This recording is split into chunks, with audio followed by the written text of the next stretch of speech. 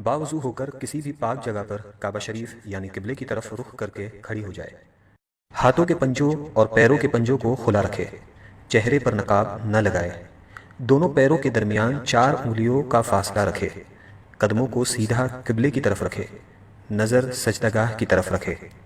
اب زبان سے دل کی نیت کو دہرائے اور اس طرح نیت کرے، مثلا نیت کے الفاظ: نیت کی میں نے 2 رکعت فرض نماز فجر کی واسطے اللہ تعالیٰ کے رخ میرا کعبہ شریف کی طرف۔ نیت کے الفاظ زبان سے ادا کرنا فرض یا واجب نہیں بلکہ مستحب ہے۔ اب اللہ اکبر کہتے ہوئے نماز شروع کرے، دونوں ہاتھوں کو اس طرح کاندھوں تک اٹھائے کہ ہتھیلیوں کا رخ قبلے کی طرف ہو اور چادر سے باہر نہ نکالے۔ ہاتھوں کی انگلیاں نہ ملی ہوئی ہو اور نہ زیادہ کھلی ہوئی بلکہ اپنی حالت پر یعنی نارمل رکھے۔ ہاتھوں کو کانوں تک نہ اٹھائے۔ اب دونوں ہاتھوں کو نیچے لائے اور الٹی ہتھیلی سینے پر چھاتی کے نیچے رکھ کر اس کے اوپر سیدھی ہتھیلی رکھے۔ اب ثنا پڑھے۔ ثنا پڑھنا سنت ہے۔ ثنا کے بعد تعوذ اور تسمیہ یعنی اعوذ باللہ من الشیطان الرجیم بسم اللہ الرحمن الرحیم پڑھے۔ اس کے بعد سورہ فاتحہ پڑھے اور قرآن کی کوئی بھی چھوٹی سورہ یا 3 چھوٹی آیات یا 1 بڑی آیت پڑھے۔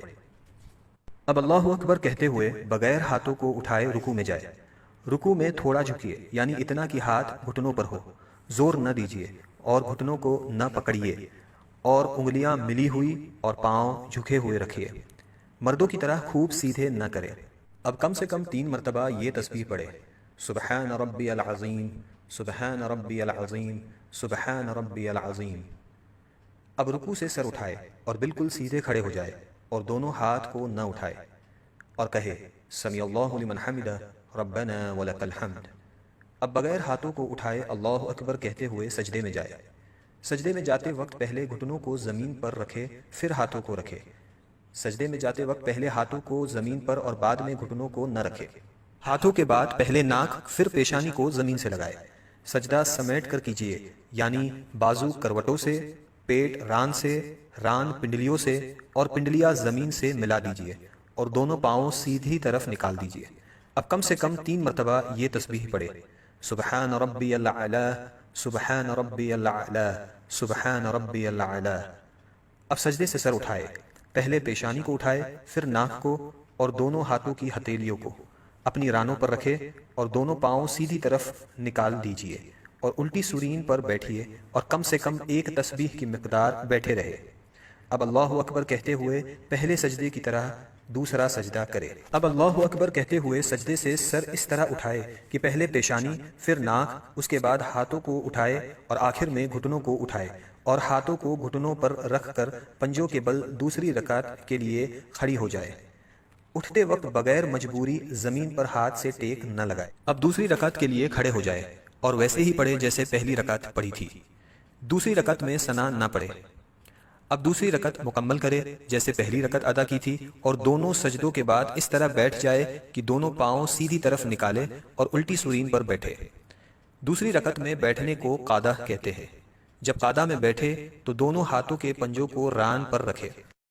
اب پوری التحیات پڑھے اور جب اشہد ان لا الہ کہے تو اپنی انگلیوں سے مٹھی بنا لے اور کلمے کی انگلی سے اس طرح اشارہ کرے، اور جب الا اللہ پر پہنچے تو کلمے کی انگلی کو گرا دے اور پنجے کو کھول دے اور جیسے ہاتھوں کی پہلی حالت تھی اسی حالت میں رکھے یعنی ہتھیلی کو ران پر کھول کر رکھ دے اور وَأَشْهَدُ أَنَّ مُحَمَّدًا عَبْدُهُ وَرَسُولُهُ پڑھے۔